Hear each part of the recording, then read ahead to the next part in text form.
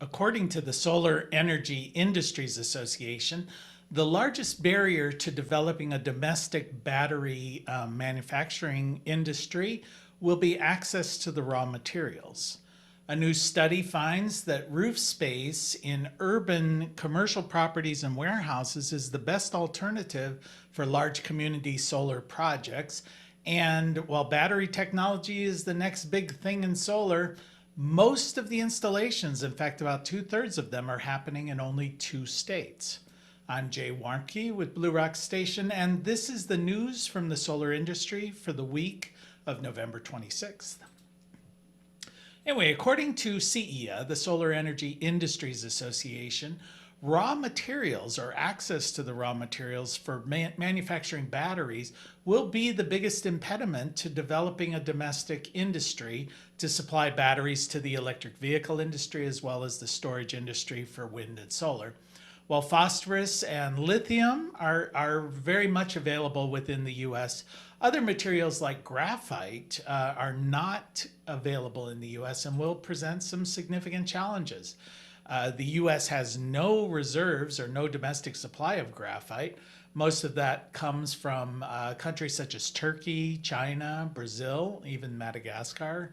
And about half of all of the materials necessary for lithium ion batteries are graphite.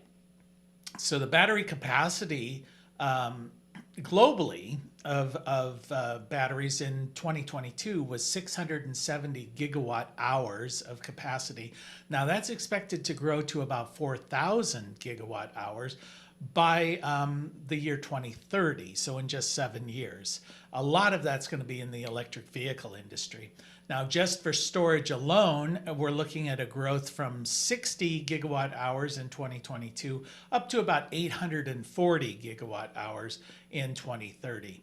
Now, currently, the United States has the capacity to manufacture about 60 gigawatt hours each year of batteries, and that is projected based on announced factory openings to grow to about 1,400 gigawatt hours by 2030.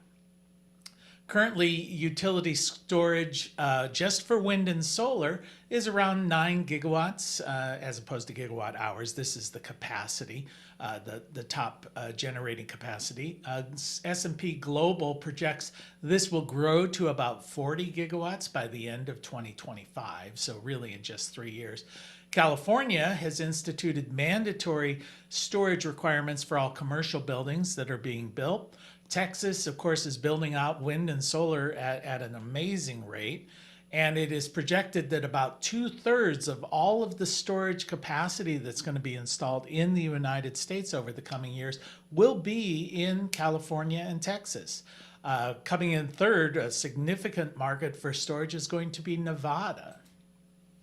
The IRA has changed, the IRA being the Inflation Reduction Act, has changed the way tax credits can be used for storage systems. Used to be that they could only be used if the storage was co-located with wind or solar or any kind of generating facility. Well, now it can be done as standalone. So essentially that means that the storage can be moved closer to where the loads are being used as opposed to where the power is being generated.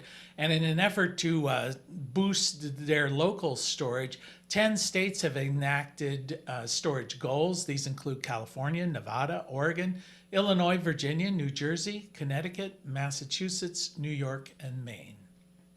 A new study by the Battle Group has found that community solar, which is basically rather than installing solar on your own home, you purchase a portion of a larger solar array.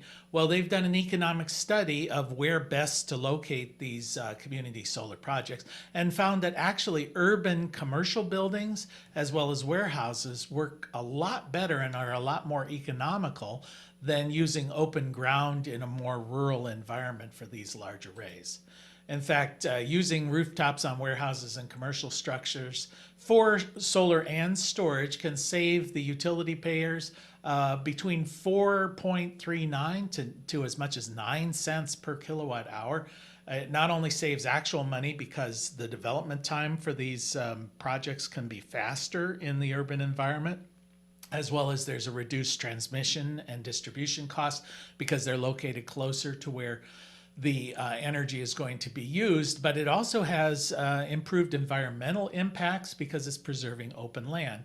And as an example, California has about 66,000 eligible commercial roofs, and that's enough space to power about 4.9 million homes. Enphase has announced the launch of a microinverter that's designed for small commercial projects. Now, the IQ8P-3P, catchy name, has a peak output of about 480 watts, and it supports three-phase power. So it's compatible with solar panels that range in size from 320 watts to a huge 640 watt panel. Now, it does require that there be a specific communications gateway that's associated with these panels to handle the larger production from them, the IQ Gateway Commercial 2. And it does feature a new feature for microinverters from Enphase, which they're calling the Enphase Burst Mode, that allows them to produce in lower levels of light. So that means that these panels will begin production earlier in the morning and will actually produce power later into the evening. And that is the news from the solar industry for this week. We'll see you next week.